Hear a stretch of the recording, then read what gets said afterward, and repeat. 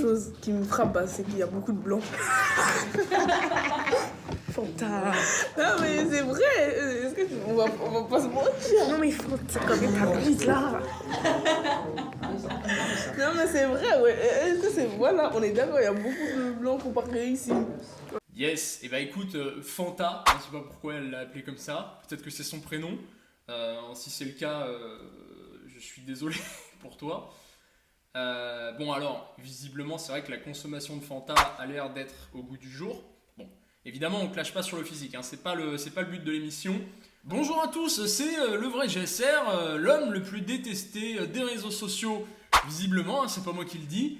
Et aujourd'hui on se retrouve dans le 3e épisode de cette série. J'ai enfin trouvé un nom, on va appeler ça ADNM, hein, pour Analyse du Nouveau Monde. Et comme vous l'aurez remarqué, il y a le chat qui est juste là, on s'en fout. Eh bien on va tout simplement faire une analyse du Nouveau Monde, hein, c'est-à-dire que c'est la fin de l'abondance, il n'y aura plus rien, ça va être la pénurie de partout, on va presque tous mourir. Donc ce qu'on va faire, c'est que dans nos dernières heures sombres, on va regarder ensemble ce que nous prépare le nouvel ordre mondial. Hein, vous n'aurez rien et vous serez heureux. Donc on va regarder comment les gouvernements et les puissants vont faire pour nous enlever toutes nos libertés individuelles ainsi que nos droits de propriété, justifiant tout ça par un profond respect des droits de l'homme et des citoyens.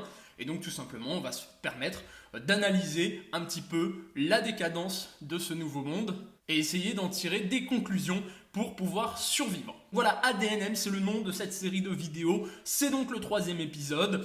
Et n'hésitez pas du coup à faire le hashtag ADNM et à me suggérer ce genre de vidéo, car j'ai reçu la vidéo qu'on va regarder aujourd'hui par message privé. Donc n'hésitez pas, hein, hashtag ADNM sur Twitter, ou m'envoyer un message sur le vrai GSR un petit peu partout. Attention, ADNM, à ne pas confondre avec ADL, l'Académie des Libertés. Ça tombe bien, la transition est toute faite. Voici l'instant publicité. Hop, hop, hop, on reste là 2 secondes, c'est l'instant publicité. Évidemment, si tu ne veux pas que ton enfant soit martelé par la propagande LGBT progressiste et wokiste, il faut avoir les moyens, et pour avoir les moyens, il faut gagner des sous. Et pour gagner des sous, c'est pas avec un job, malheureusement, métro boulot dodo, qu'aujourd'hui, on peut faire ce genre de choses. Donc, moi, tu sais, mon taf, c'est de rendre les gens indépendants financièrement du système traditionnel. Donc, en gros, j'ai créé une académie de formation qui s'appelle l'Académie des Libertés, qui commence à faire pas mal de bruit sur Internet. C'est une grosse académie de formation dans laquelle tu vas retrouver plusieurs formations sur, par exemple, le business en ligne, l'investissement, la bourse, le trading, la crypto-monnaie, la productivité, etc. et plein d'autres choses. On va organiser des lives, il y a une section communautaire, il y a des résumés de livres et j'en passe et des meilleurs. Évidemment, tout est mis à jour régulièrement. Donc si tu veux toutes les informations et rejoindre l'Académie des Libertés, je te mets le lien qui est dans la description juste en dessous. Tu as juste à rentrer ton email, à lire la page de présentation et après tu nous rejoins sur le Discord de l'Académie des Libertés. À tout de suite de l'autre côté. Et donc aujourd'hui, nous allons regarder un reportage qui s'appelle Le collège d'à côté. Ça va nous rappeler nos années collège, ça va tous nous faire plaisir. C'est parti. À la rentrée 2019, les élèves du collège parisien Berlioz, qualifiés de ghetto scolaire, accueillent ceux du collège Coxevo, pardon pour la prononciation, plus favorisés. Un mélange voulu par le rectorat et la mairie pour restaurer la mixité sociale à Berlioz. Hein? Donc là, ce qu'on va faire, c'est qu'on va faire de la mixité sociale. Super, ça va être bien. Ces 2 établissements du 18e arrondissement de Paris ne sont distants que de 600 mètres, pourtant un monde les sépare. C'est sûr, au début de l'année prochaine, il y aura beaucoup de problèmes. Comme des petites guerres entre nous. C'est pas la même Catégorie, quoi. La première chose qui me frappe, c'est qu'il y a beaucoup de blancs. Fanta. Non mais c'est vrai, est-ce que on va pas se mentir? Non mais Fanta, comme ta bite là. Non mais c'est vrai, ouais. Est-ce que c'est... Voilà, on est d'accord, il y a beaucoup de blancs comparés ici. Yes, et bah écoute, Fanta, hein, je sais pas pourquoi elle l'a appelé comme ça, peut-être que c'est son prénom. Si c'est le cas, je suis désolé pour toi. Bon alors, visiblement c'est vrai que la consommation de Fanta a l'air d'être au goût du jour. Bon, évidemment on clash pas sur le physique, hein, c'est pas le but de l'émission. Cependant, il est vrai que si elle consomme du Fanta, il serait peut-être temps de limiter la consommation. Ça, c'est un conseil de médecin que je donne aujourd'hui. Fanta nous dit qu'il y a beaucoup de blancs, hein, et ça la fait rire. C'est vrai que moi je suis toujours impressionné quand je vais en Afrique, il y a des noirs partout. Et c'est... Waouh, qu'est-ce que c'est que ce délire? Vous me mettez pas un petit peu de blanc là, un petit peu. Vous me mettez quelques blancs. Non, quelques blancs, quelques white, quelques blancos. Quand j'ai été à Bali dernièrement, hein, j'ai fait mon petit voyage de rêve là, comme un vieux touriste. Et c'est vrai qu'il y avait des espèces d'Indonésiens bizarres. Hein, c'est une espèce un mélange entre des Chinois et des Indiens. Pas beaucoup de blancs, mis à part dans les endroits un petit peu plus privilégiés. Donc c'est vrai que quand on n'est pas dans son pays d'origine, il y a des gens qui ne nous ressemblent pas. Fanta découvre la vie et ça nous fait un peu bizarre. À elle aussi, visiblement. Le projet d'établissement, c'est la question fondamentale, centrale, comment lutter contre les déterminismes sociaux. La France, dans tous les pays de l'OCDE, c'est l'un des pays qui sait le moins bien accompagner les élèves les plus en difficulté. Par contre, alors, peut-être, hein, je ne connais pas la statistique, néanmoins, est-ce intéressant de faire un focus, c'est-à-dire de ne s'occuper visiblement que des élèves en difficulté au détriment justement des élèves qui ont plus de facilité. Je ne vois pas vraiment dans quel monde va-t-on se diriger si on met tout le budget de l'éducation nationale sur l'éducation des plus défavorisés, au détriment de ceux qui ont le plus de réussite. Dans quelle société va-t-on vivre si des élèves très défavorisés deviennent un peu moins médiocres, comparé à une société où des élèves très bons deviennent très bons et le reste, hein? Comme disait un bon vieux philosophe... Un monde semblant. En fait, je vais t'expliquer un truc. Hein, voilà. En fait, il y a le choix entre ça et ça. Voilà. bonjour, bienvenue. Bonjour. Ah, c'est difficile, hein. Les bonjours ne sortent que d'un côté, hein. C'est unilatéral. Hein. Bonjour. Bonjour. Vos affaires. Bonjour, comment avez ça? Bonjour. Bonjour. Bonjour. Bonjour. Bonjour. Une chance sur une pour qu'ils remettent la capuche juste derrière. Hein. Vous retournez à la maison, vous allez chez vos affaires. Bonjour. En 6e, à Berlioz, il était 4-5 blancs par rapport à tous les Noirs, les Arabes.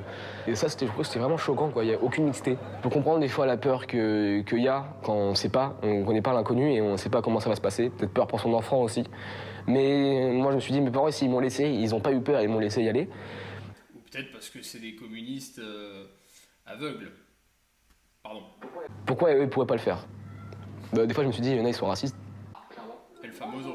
C'est vrai que là, en fait, le blanc est complètement perdu, hein, dans ce nouveau monde. C'est-à-dire que le blanc accuse de racisme toute personne qui a des inquiétudes vis-à-vis des noix et des arbres. Hein, on va les appeler comme ça parce que sinon on va se faire taxer.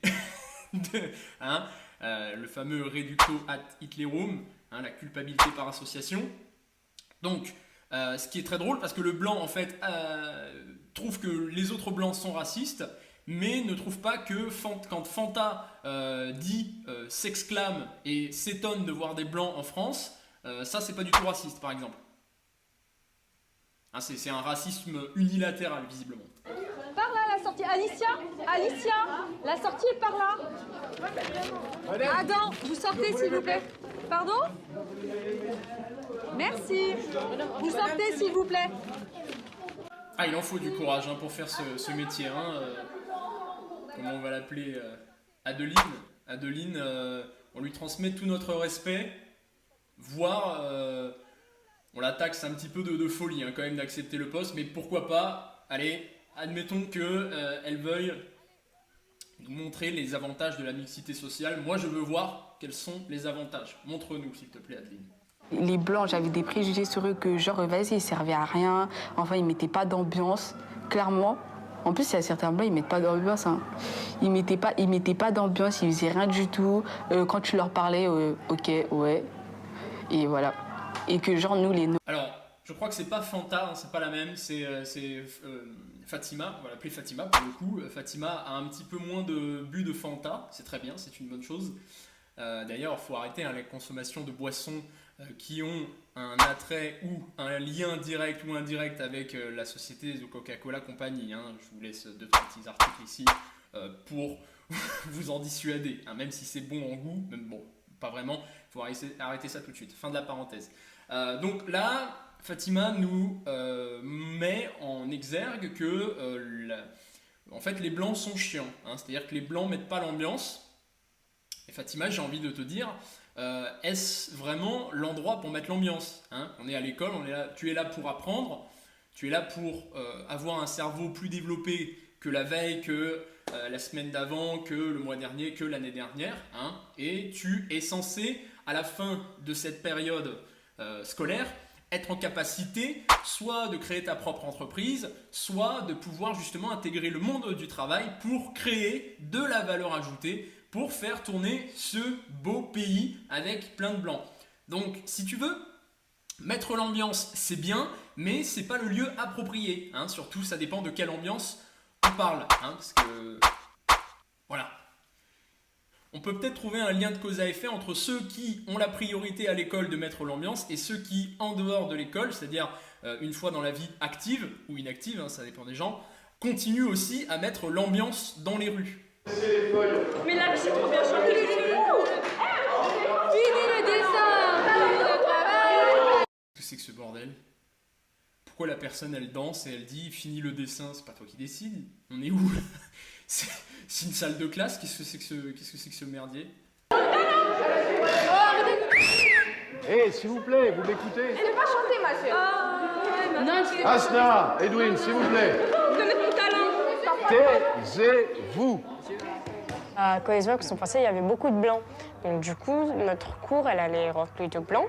C'est gênant. Elle allait être remplie de blancs. Et puisque... C'est gênant. Asna, parce qu'on a entendu son prénom, on l'aurait appelé... comment on l'aurait appelé? Aïna, sinon? Bon, Asna, ça va très bien. Asna trouve ça gênant de prononcer le mot blanc. Trouve ça gênant qu'il y ait des blancs, en fait, qu'elles sont entourées de blancs. Elle qui est quand même a plus tendance à tirer vers le blanc, quand même. Hein. Ici, il n'y a que des Noirs et des Arabes, et quelques nationalités, mais vraiment peu. On dit... C'est vrai qu'Arabe et Noir, c'est des nationalités. Hein.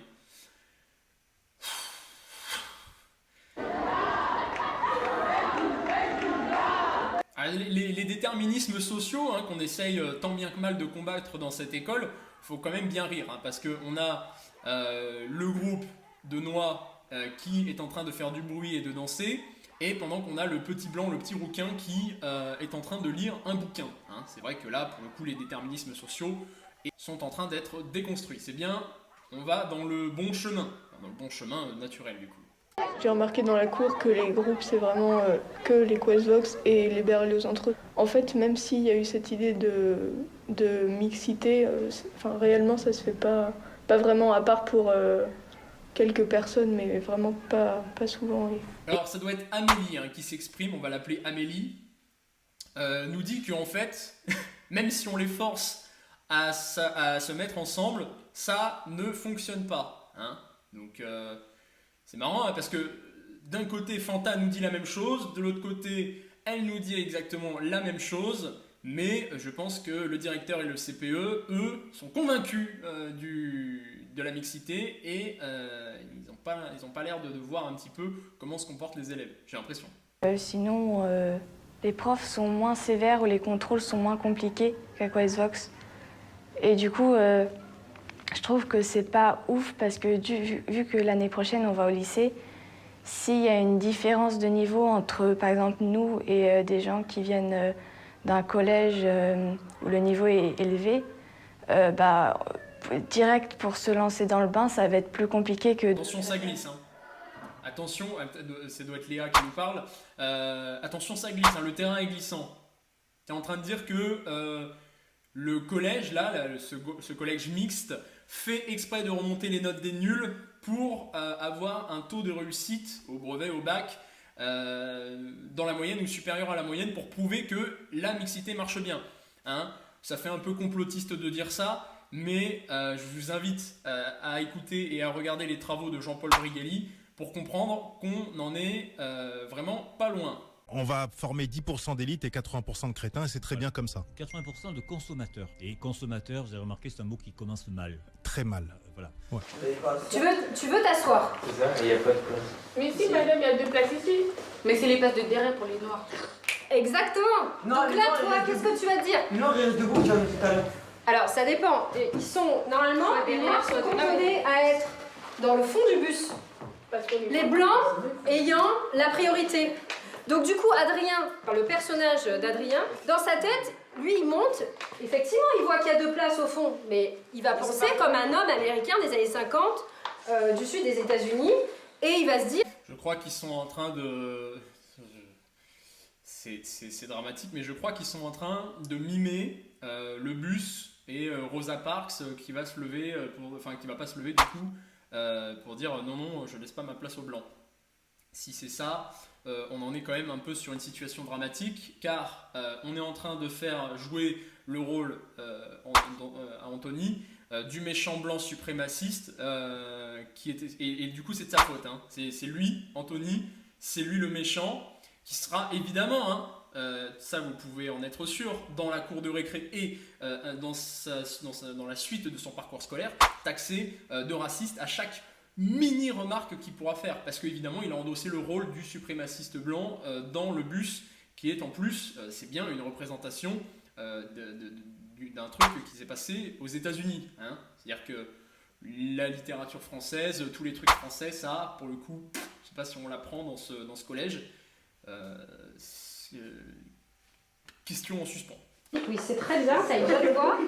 Qu'est-ce qui se passe là, Adil? J'ai montré mes ongles parce qu'il a dit les ongles. Ouais, d'accord, mais prends ton rôle au sérieux. C'est très bien, t'as une bonne... Écoute-moi. T'as une très bonne énergie, c'est très bien, mais mets-la au bon service, mets-la au bon endroit. Tu fais pas bien le raciste, hein. Fais le bien, fais le mieux. T'es pas assez blanc, Adil. Tu considères que c'est rien. Je peux le faire avec toi, lève-toi. Et j'ai le pouvoir, tu te lèves pas, j'arrête. Quel pouvoir? Voilà, je te fais ça. Tu me fais ça, je t'allume, je t'éclate au sol. Voilà, je t'allume, je t'éclate au sol. Moi, je pensais qu'à l'école, on apprenait la littérature. Et j'étais bien naïf. Aujourd'hui, on leur apprend à dire « Voilà, on s'éclate. Enfin, je vais t'éclater au sol. » Sûrement l'un des bénéfices de la mixité de ce nouveau monde.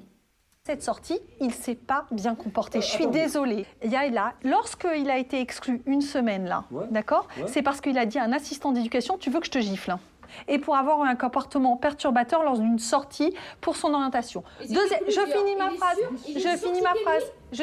Oui, je l'ai vu. Ils étaient plusieurs, j'ai pas dit, et les autres ont été sanctionnés. Les autres ont été sanctionnés, madame. Par ailleurs, vous me dites que l'année dernière, ça se passait très bien. L'année dernière, en mathématiques, il avait au semestre 2, 6 de moyenne. En physique-chimie, il avait 7, madame. En SVT, je finis, madame. En SVT, il avait 6. C'était aussi compliqué un petit peu l'année dernière. Pas autant que cette année.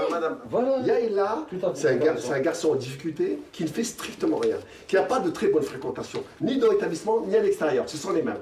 Donc, ils ont été exclus. Et à l'extérieur, il a une tendance, moi je le vois, hein, parce que j'habite dans le quartier, il erre avec eux. Il est des fois dans une forme de errance. Donc, il ne fait strictement rien. Comment voulez-vous faire que l'établissement fasse réussir un élève qui ne travaille pas du tout?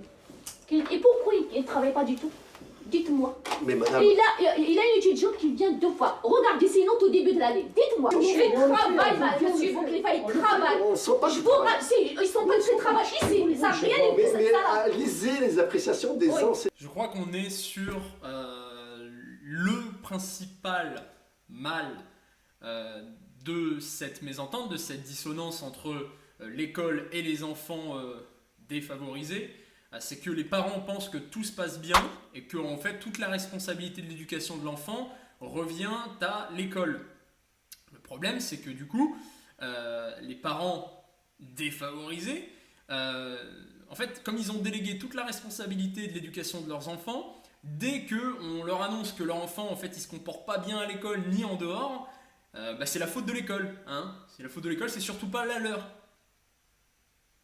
Je pense que dans ce genre de situation, il faut être capable de prendre ses responsabilités. Si le gamin est désagréable en cours et en dehors, on a une partie de la responsabilité. Évidemment, les gamins, ils ont toujours envie de faire de la merde, ils ont toujours envie de faire les plus intéressants, de jouer au plus malin.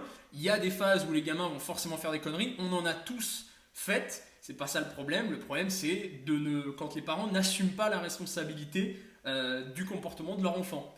Évidemment, c'est pas 100% leur responsabilité, mais quand même une bonne partie. C'est non, le trimestre est fini, oui, puis le premier. Madame, en fait, madame. Il faut savoir comment on travaille avec lui. Il n'est pas là, Yaïla. Oui, non. Voilà, je suis désolée de dire ça, s'il vous On plaît. parle son nom, il n'est pas là. Je le respecte, j'ai pour vous, mais vous l'avez négligé, Yaïla. Je suis désolée. Ah, parce qu'il n'est pas français peut-être, parce qu'il n'a pas les yeux bleus.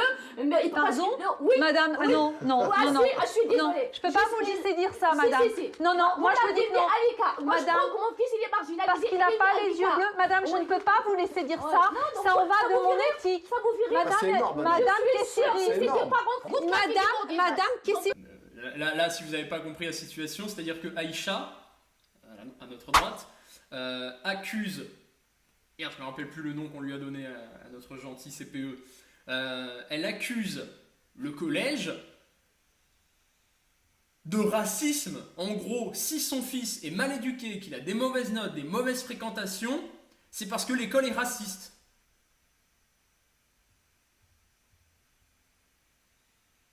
Je suis sans voix. On en est à ce niveau de victimisation. Je n'ai aucune responsabilité dans la connerie de mes enfants. Vous avez l'entière responsabilité, et c'est parce qu'il n'est pas blanc.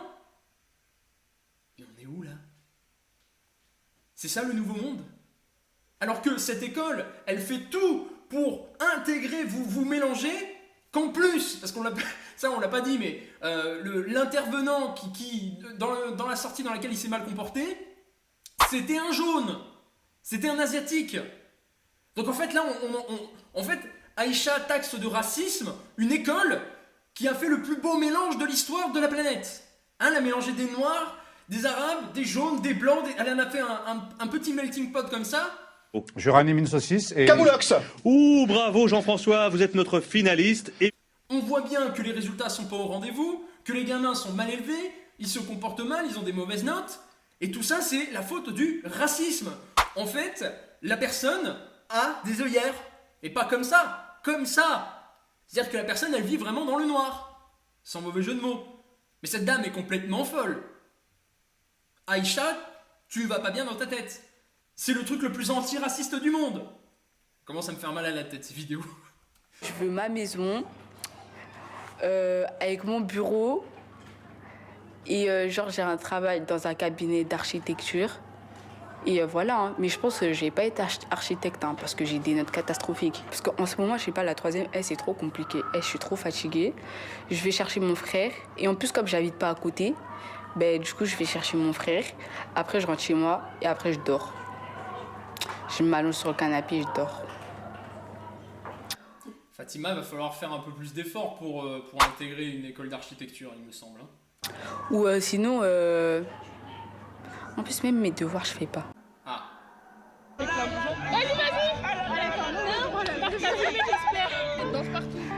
Elle a pas une Corée? Fais pas.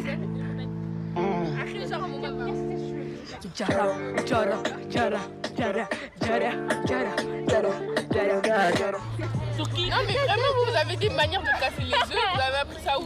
Même dans mon bled on fait pas ça.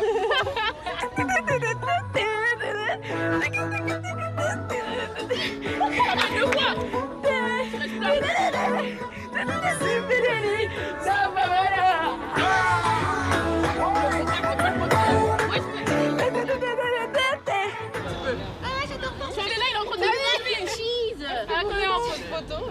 Alors ce que j'aime bien moi avec le concept de mixité, c'est qu'en fait il n'y en a aucune. C'est qu'en fait la mixité ça veut juste dire le grand remplacement. Hein. Il faut le savoir. Hein, voilà. La mixité c'est un joli mot pour dire votre culture elle est nulle, on va mettre la nôtre à la place et vous allez danser sur les rythmes de chez nous. Ce qui n'est pas une mauvaise chose, hein. On peut aimer, il y a une sorte de beauté hein, dans cette musique.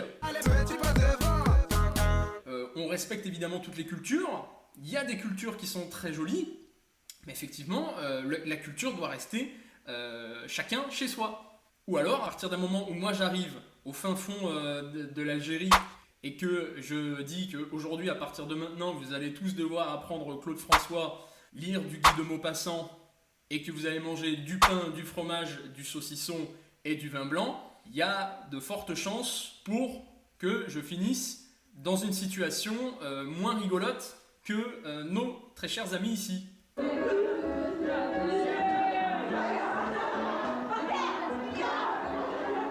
Tiens, qu'est-ce que je disais? Les résultats des 2 établissements au brevet, proches de 90%, sont au niveau de la moyenne parisienne. Donc voilà, Marc et Stéphanie ont réussi leur pari, c'est-à-dire qu'ils ont mélangé toutes les cultures du monde. Tout le monde trouve que c'est de la merde, les élèves compris, mais du coup, comme ils ont rehaussé les notes de ceux qui étaient complètement à la ramasse, eh bien ça a fait une meilleure moyenne, donc ça veut dire que 9 élèves sur 10 réussissent le brevet. On en était quand même à un gamin qui se fait convoquer parce qu'il a 6 de moyenne en maths, et l'autre qui dit fièrement qu'elle ne branle rien, qu'elle rentre chez elle et qu'elle s'allonge sur son canapé et elle s'endort parce que la vie c'est trop dur. C'est trop dur. Pardon, le chien éternue. Et malgré tous ces magnifiques efforts, en fait, l'établissement arrive à un taux de réussite de 9 élèves sur 10. Donc en fait, il n'y en a qu'un dans le lot qui ne réussit pas. Ce qui veut dire qu'en fait, dans tout ce qu'on a vu là, dans toute cette mixité sociale, il y en a 9 sur 10 qui vont aller au lycée, et je présume, je crois que les réussites du bac, elles sont l'équivalent de ce chiffre-là, vont aller en études supérieures, c'est-à-dire qu'on est clairement sur un nivellement par le bas, et ça n'a l'air de choquer personne. Donc on finit là-dessus. Merci à tous d'avoir regardé cette vidéo jusqu'au bout. Si t'es resté jusqu'au bout, crois-moi, tu es très courageux. Voilà, ça faut le savoir. Donc la conclusion de cette vidéo, c'est quoi? C'est que les racisés, les défavorisés, on vient de le voir, font partie manifestement des plus racistes, parfois même des plus violents dans le langage verbal, et taxent toutes les personnes qui ne sont pas des arbres ou des noix de racistes.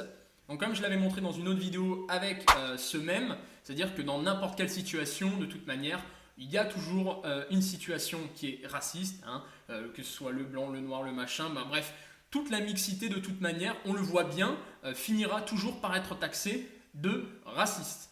Bon, ça y est, on arrive à la fin de la vidéo, donc ça y est, tu mets le like, le commentaire, le machin, le truc, tu partages cette vidéo à un maximum de monde pour leur montrer que la mixité à l'école n'est pas une bonne solution et qu'elle mène toujours à un nivellement par le bas, c'est-à-dire que tous les nuls et les défavorisés, on les met à la moyenne, et tous ceux qui sont bons dans un domaine, on les rapproche de la moyenne pour que tout le monde soit moyen partout, que cette société devienne moyenne partout, voire un peu nul, mais c'est pas grave puisque au moins les défavorisés ne le seront plus, tout le monde le sera, et je pense que Klaus Schwab se réjouit dans son hôtel de luxe de voir que les gueux d'en bas, qu'ils soient noirs, blancs, jaunes, arbres, noix ou peu importe, se mettent sur la gueule, et que de toute manière ils vont tous finir dans le même panier, c'est-à-dire le panier de la médiocrité, le panier de la pauvreté, et qu'ils seront entièrement dépendants des États, des gouvernements et des grandes entreprises qui dirigent ce joli monde. Donc, si tu veux pas finir comme cette mixité forcée, il faut avoir les moyens de pouvoir s'en échapper, et pour avoir les moyens de s'en échapper, c'est l'Académie des Libertés. Il y a le lien qui est dans la bio juste en bas.